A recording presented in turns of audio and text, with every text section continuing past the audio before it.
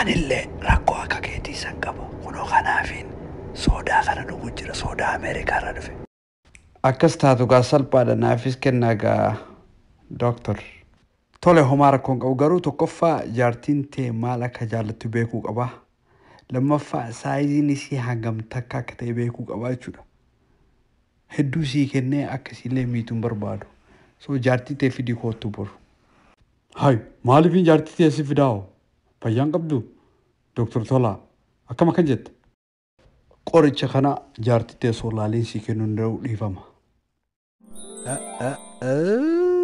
Eenyu si jaan? Walaa barruga. Doctor Tolaa ana jaartii jibooti. Na barbaadan jennaan ka'ee dhufe. Maaliif na barbaadanii ture? Jiboo haguma dhiyoo tana dhufe qoricha na gaafate moo atuma Maaltu si kolfisiisu jira Doctor?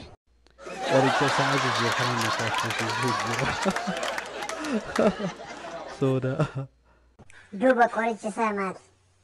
Maqaa saba takkaa kaasuu dhiisuu simmeetii yoo qabaate simmeetii isaa karaa jaartii isaa deebisuu kana dawaan isaa. Galatooma hedduu.